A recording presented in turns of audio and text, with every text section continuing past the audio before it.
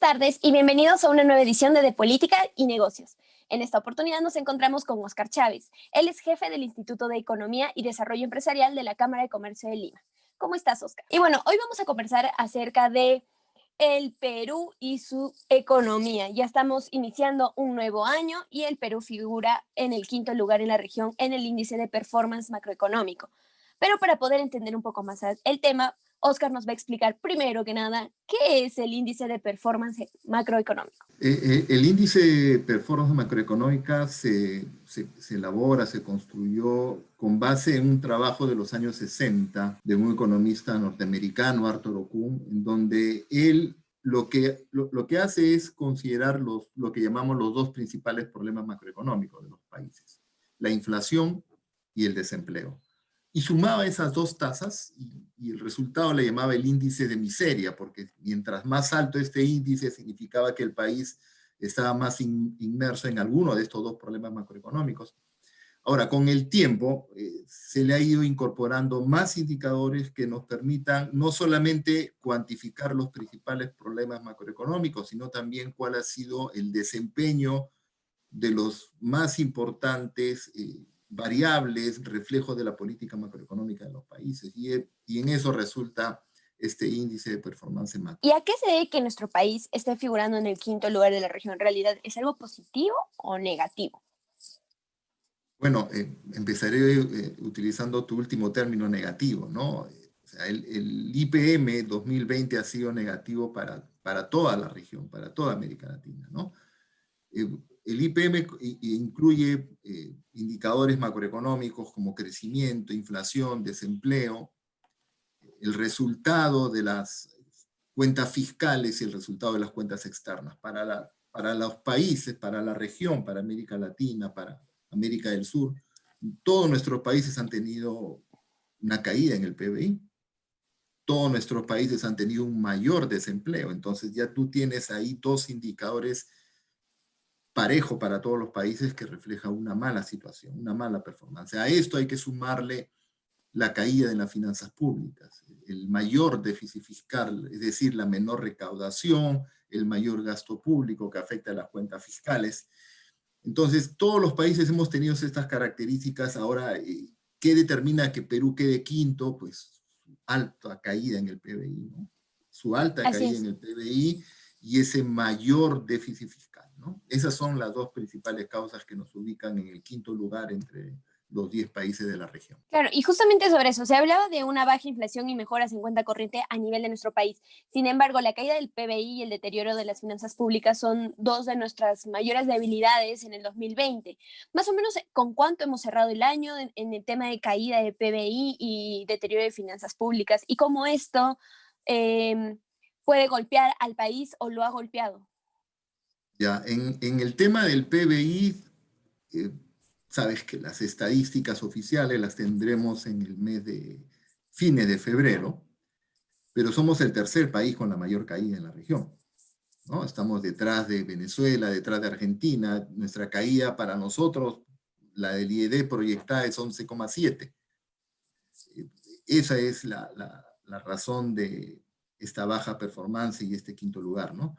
Ahora, si el PBI cae, si el PBI disminuye, si disminuye el empleo, lo inmediatamente afectado es la tributación. La recaudación tributaria se ha caído por IGB, por renta, y en cambio, a la par de esta caída en los ingresos tributarios, el gobierno se ha visto obligado a gastar más. Y eso ha conducido a que el déficit fiscal este año, respecto al año anterior, se haya incrementado en 7 puntos porcentuales, ¿no? Pero mucho se ha escuchado durante el año que esto ha sido por la pandemia. Definitivamente sí. La mayor causa de todo el problema económico que está teniendo el Perú, y no solamente Perú, sino diversos países dentro de Latinoamérica y del mundo, se debe a la llegada de la pandemia. Pero hay muchos economistas que dicen, sí, se debió a la pandemia, pero ha habido países que no han tenido que ser tan afectados. Entonces, yo te pregunto a ti, personalmente, o sea, ¿tú crees que realmente esta crisis es por el tema de la pandemia o también hubo un mal manejo desde el gobierno a nivel de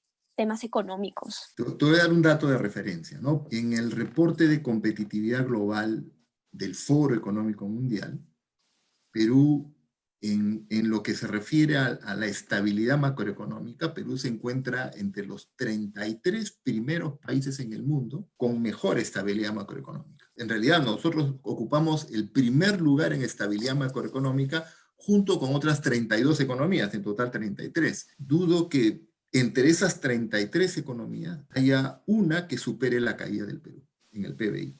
Aunque muchos se esfuercen en debilitarla, Perú sigue siendo un país con una muy buena estabilidad macroeconómica. Parte de la caída del producto son nuestros propios problemas estructurales que tenemos, ¿no? Las medidas de contención de la pandemia han obligado a frenar los dos lados del mercado, ¿no? La oferta y la demanda. La caída del PIB fue tan drástica, probablemente la mayor caída en el PBI del mundo, porque no había ningún canal por el cual la economía se pudiera reactivar. Todos los países, sus cuentas fiscales han empeorado, como decíamos, menor recaudación, mayor gasto, todos los países han visto afectadas sus cuentas fiscales, pero te pongo el ejemplo, Brasil es el que mucho más ha perdido en cuanto al ahorro público o equilibrio fiscal que llamamos, ¿no? Definitivamente todos los países creo que han tenido diversas formas de enfrentar a la pandemia y las consecuencias se ven en este tipo de índices, pero tal cual tú lo decías, el Perú probablemente sea el país que ha caído más con el tema del PBI. Y hablando un poco de la recuperación, a ver, hablamos de recuperación cuando hablamos de llegar a los índices pre-pandemia, como terminamos el 2019, por así decirlo. ¿Cómo proyectamos? ¿Para cuánto tiempo estamos hablando de llegar a esos índices realmente? Hay quienes dicen 10 años, hay quienes dicen 8, hay quienes dicen 5, algunos que creen que va a ser este año, pero no lo creo. Y aparte de eso, ¿cuáles son las proyecciones para el 2021? Quisiera mencionar, hemos tenido crisis anteriores, sí, la crisis del fenómeno del Niño del 2017, y ahí el PBI no cayó tanto. No cayó, mejor dicho. Tuvimos la crisis del 2008, la famosa crisis financiera internacional. El PBI creció 1%. O sea, hemos superado, lo que quiero decir es, las características de estas crisis, que ha sido totalmente distinta a cualquier crisis anterior. La estabilidad macroeconómica no te ayuda mucho para enfrentar las características de esa crisis, pero sí te ayuda para recuperarte. Esta crisis de 2 a 3 años, nosotros debemos recuperar los niveles de producción prepandemia, ¿no?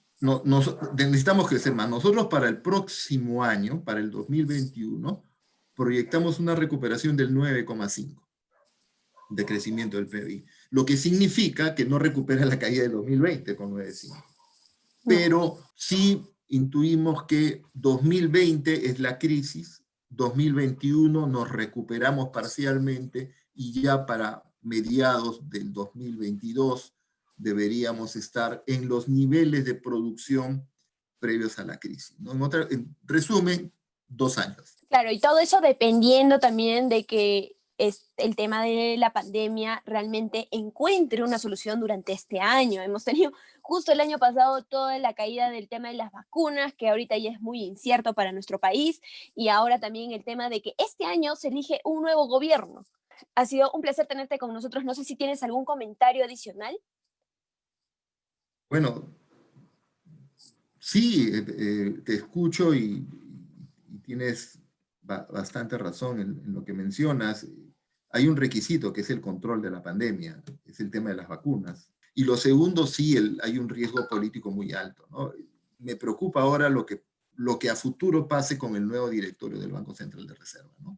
Imagínate un congreso similar con las mismas características que el actual, designando 3 directores del Banco Central de Reserva. Eso para mí es muy preocupante, ¿no? Y nos hace repensar la importancia de la autonomía, que para muchos el Banco Central ya es autónomo, pues coyunturas como la actual nos demuestra que aún hay un camino muy largo para lograr, para alcanzar una autonomía total del Banco Central de Reserva, ¿no?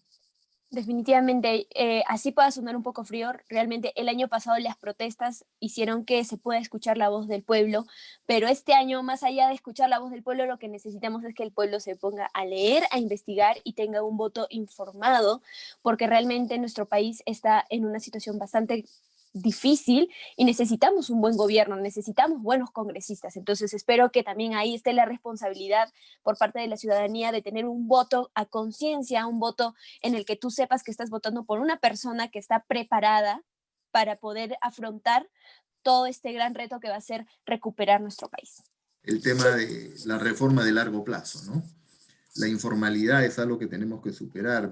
Definitivamente, esperemos también que el gobierno haga más atractiva el tema de la formalidad, porque la gente realmente le tiene mucho miedo a ser formal, porque nuestro Estado está enfocándole de una manera que no lo hace atractivo, y sobre todo en estos tiempos de pandemia, que se ha visto que a nuestros contribuyentes no se les ha estado dando tampoco mucho apoyo, a pesar de que sabemos que la pandemia ha golpeado, y a los que más está golpeando es a los formales, porque ellos están teniendo que llevar todo el peso de la informalidad.